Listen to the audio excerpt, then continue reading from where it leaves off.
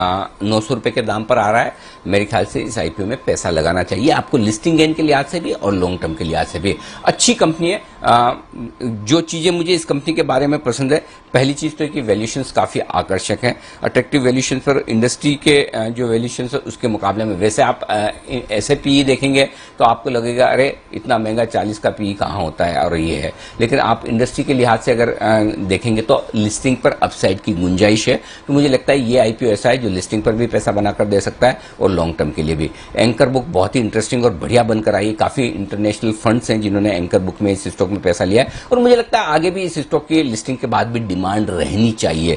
तो एक attractive valuation है। दूसरा, इसका पिछले 3 साल का जो ग्रोथ ट्रैक रिकॉर्ड है बहुत ही मजबूत है। हमने कल मैनेजमेंट से बात की, इंप्रेसिव मैनेजमेंट है, डेट फ्री कंपनी है, कैश रिच कंपनी है, और पिछले 3 साल में ₹250 करोड़ के आसपास का इन्होंने एक्सपांशन प्लान किया। उसके बावजूद देखिए कंपनी एक्सपांशन प्लान करे, ग्रोथ लाती रहे और उसके बाद भी कैश रिच रहे, डेट आए, ये स्ट्रॉन्ग कैश फ्लो है। तो ऑनेस्टली मुझे कंपनी अच्छी लगी। कोई खास इसमें मुझे नेगेटिव दिख नहीं रहा। एक आध कहने के लिए कह सकते हैं कि रॉ मटेरियल पे डिपेंडेंस है बाहर के बाजारों पर, ये वो नाम के लिए, बट ओवरऑल मैनेजमेंट अच्छा है, क्लीन है, ग्रोथ ओरिएंटेड है, वैल्यूएशंस आकर्षक है। तो लिस्टिंग पर भी आपके लिए पैसा बनेगा। 15-20%, 25% की अपसाइड आराम से लिस्टिंग में भी बन सकती है, और लॉन्ग टर्म के लिहाज से भी अगर ये स्टॉक आपके आईपीओ आपके पोर्टफोलियो में रहे तो अच्छा रहेगा। तो मेरे ख्याल से क्लीन साइंस के आईपीओ पे दोनों ही लिस्टिंग गेन और लंबी अवधि दोनों के लिए लगाइए। एक ही लॉट लगाइएगा जो मिनिमम होता है 15,000 का, क्योंकि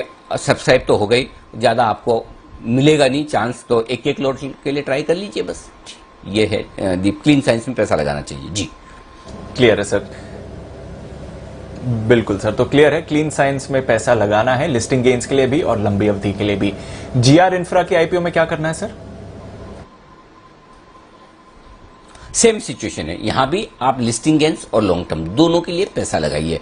बहुत बढ़िया कंपनी है। आमतौर पर इंफ्रा में इस तरह की मजबूत कंपनियां देखने को कम मिलती है। दीप, सबसे बढ़िया बात है कि वैल्यूएशंस बहुत ही आकर्षक हैं। साइज के लिहाज से देखें, आपको आईआर भी इंफ्रा की साइज की ये कंपनी नजर आएगी, उनसे ज्यादा बेहतर और बड़ी ऑर्डर बुक है। मुझे लगता है कि अच्छे वैल्यूएशन पर और लिस्टिंग पर उन्होंने गेन्स के लिए गुंजाइश छोड़ी है। प्रोमोटर्स बहुत ही अनुभवी है, अब तक का एग्जीक्यूशन का ट्रैक रिकॉर्ड बहुत इंप्रेसिव है। कई ऐसे प्रोजेक्ट्स हैं जहां कंपनी ने समय से पहले प्रोजेक्ट्स पूरे किए हैं। एक भी सिंगल प्रोजेक्ट ऐसा नहीं जो कंपनी का डिले हुआ। ये अपने आप में एक बड़ा इंप्रेसिव ट्रैक रिकॉर्ड है प्रोमोटर्स का भी और कंपनी का भी।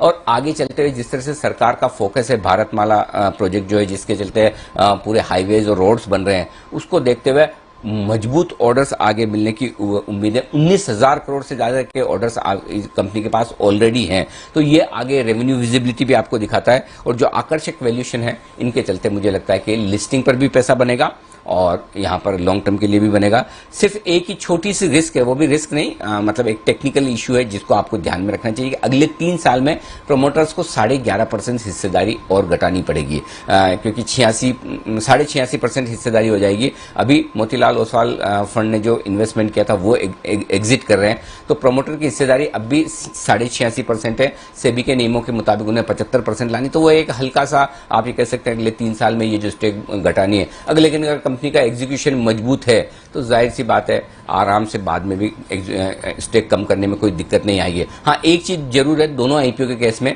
चाहे क्लीन साइंस हो या फिर जीआर इंफ्रा, दोनों में ऑफर फॉर सेल है। कंपनी के पास कोई पैसा नहीं जा रहा है, लेकिन दोनों में जरूरत है नहीं। जीआर क्लीन साइंस तो कैश रिच कंपनी है, डेट फ्री है।